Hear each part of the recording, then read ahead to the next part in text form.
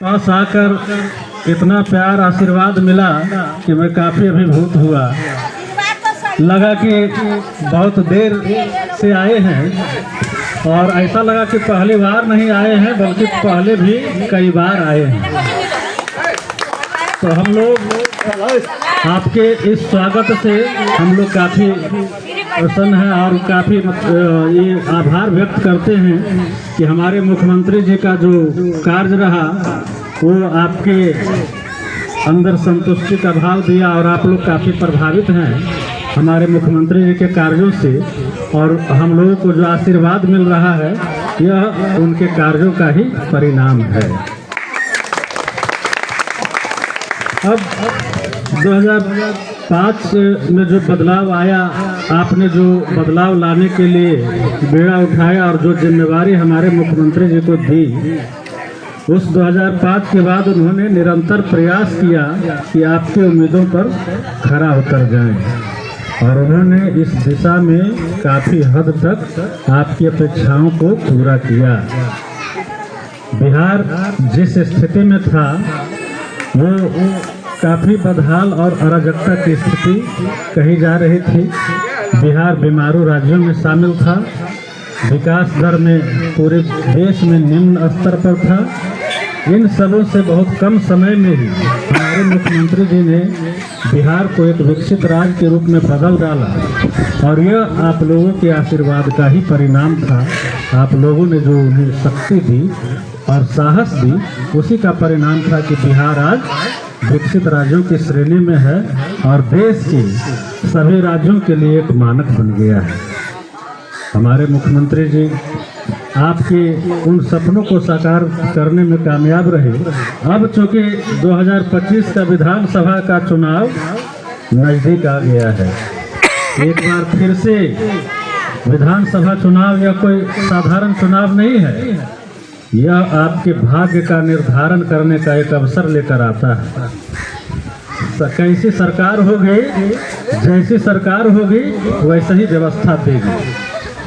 तो आप अपने भाग्य के निर्माता खुद हैं। यही अवसर है चुनाव कि कैसी सरकार चाहिए, कैसा भविष्य चाहिए, कैसा युवाओं का भविष्य हो, कैसा महिलाओं का भविष्य हो, कैसे हमारे बच्चों का भविष्य हो, इसका निर्धारण हमारे संविधान में चुनावों के द्वारा ही तय कर दिया गया है। अब भाग्य का निर्धारण आपके हाथों से ही होता है, जैसा चाहेंगे वैसा अपना भाग्य लिख लेंगे। तो अब 2025 के इस चुनाव में एक बार फिर से बहुत सारी पार्टियां आ रही है आपको करने के लिए, लेकिन गुमराह नहीं होना है, क्योंकि पिछला 2020 के चुनाव में इतना कार्य करने के बाद भी हमारी पार्टी अपेक्षित सफलता नहीं प्राप्त कर सकी। तो हमारी पार्टी ने यह मंथन किया कि हो सकता है कि हम अपने योजनाओं को, अपने कार्यों को जन जन तक पहुंचा नहीं पाए हैं। इस वजह से लोग हमारे कार्यों से अवगत नहीं हुए थे, लेकिन ऐसी बातें नहीं थी, कुछ परिस्थितियां ऐसी बनी और इसकी भरपाई आपने इस लोकसभा चुनाव में कर दिया। सबसे बड़ी पार्टी के रूप में जनता दल को यूनाइटेड को स्थापित कर दिया। हमारे मुख्यमंत्री जी आज भी उतने ही ऊर्जा और उत्साह से आपके लिए प्रयासरत हैं जैसे 2005 में थे। विकास की गति निरंतर और निर्बाध होती है, बीच में उसे रोका नहीं जाता और छोड़ा नहीं जाता है। विकास निरंतर होते रहने वाली प्रक्रिया है और यह गति बरकरार रहे, इसके लिए बिहार में नीतीश कुमार रहे।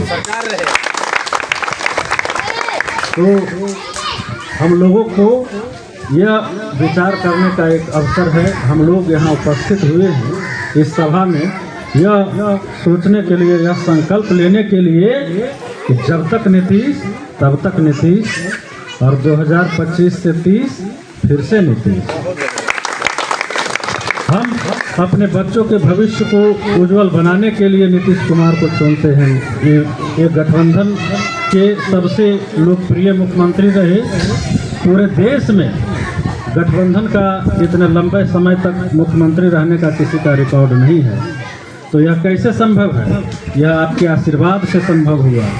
आपका जो विश्वास है मुख्यमंत्री के प्रति, भरोसा है, आशीर्वाद है, उसी का परिणाम है कि हमारे मुख्यमंत्री जी लगातार 20 वर्षों से आपकी सेवा में है। राजा का कोई धर्म नहीं होता, कोई जाति नहीं होती, राजत्व अपने आप में एक धर्म होता है। जिस प्रकार सम्राट अशोक ने कहा था कि सारी प्रजा मेरी संतान की तरह है, हमारे मुख्यमंत्री जी भी वही बात कहते हैं कि पूरा बिहार मेरा परिवार। इन्होंने अपने परिवार पर कोई विशेष ध्यान नहीं दिया, क्योंकि इन्होंने अपना पूरा बिहार को ही परिवार माना है।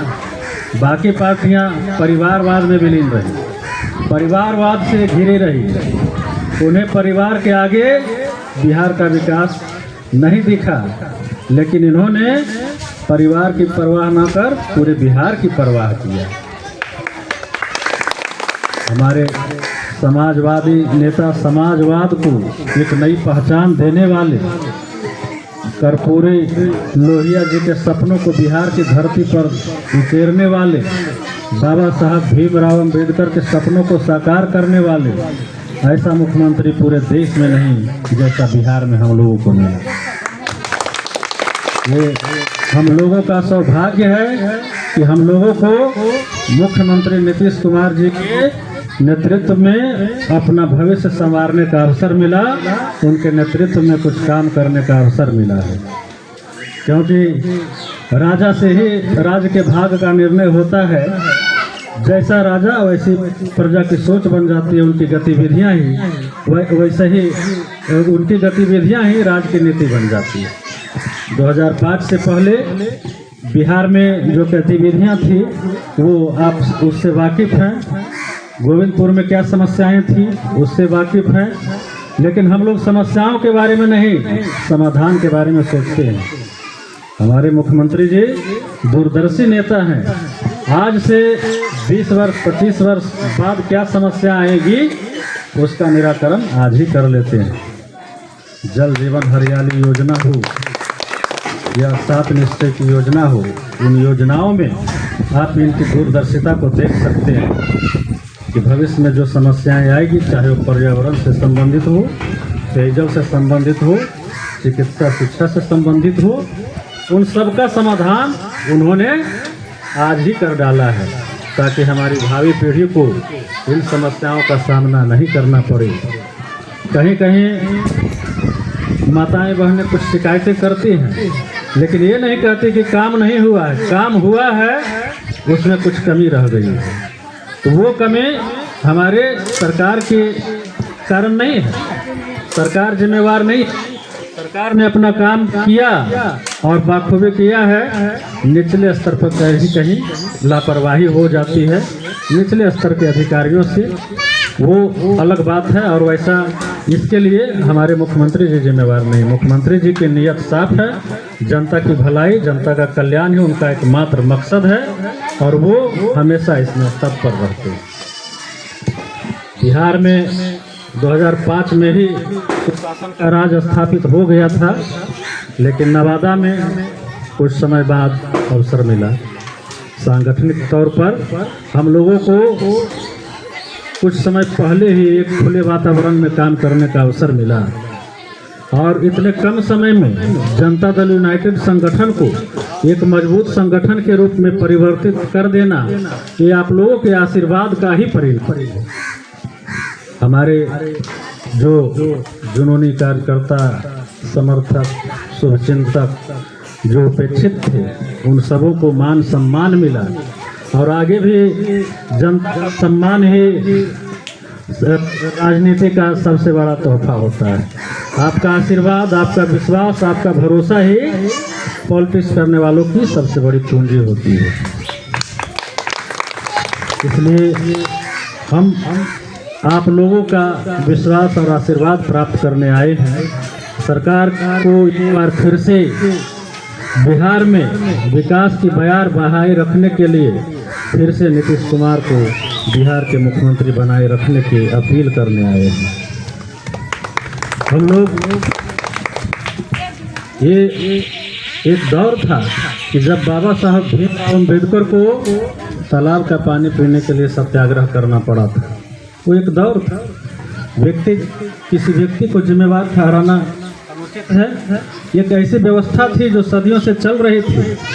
हमारे उस व्यवस्था को तोड़ने में समय लगा, लेकिन उनके उस संघर्ष ने समाज को एक जो चेतना दी, उस चेतना की परिणति है नीतीश कुमार जी ने हर घर नल का जल पहुंचा दिया और इस समाजवादी योजना को लागू करके बाबा साहब के उन सपनों को साकार किया है। आज जो शहरों में सुविधा थी वो गांव तक पहुंचा दी गई। सड़क, बिजली, पानी, चिकित्सा, शिक्षा, इसके लिए लोग पलायन करते थे शहरों में जाने के लिए। आज हर गांव में पंखे और कूलर लगे हुए हैं, पक्की सड़कें हैं। तो यही सपना था हमारे संविधान निर्माताओं का भी, और यही समाजवाद का सपना था, और यही हमारे मुख्यमंत्री जी का जो कार्य है वो देश भर में एक कर्मठ और आदरणीय मुख्यमंत्री के रूप में स्थान दिलाता है। कहा जाता है कि बिहार जो करता है देश उसको अपनाता है। हमारे मुख्यमंत्री जी के योजनाओं को, कार्यों को देश के स्तर पर केंद्र सरकार नाम बदल कर लागू कर रही है।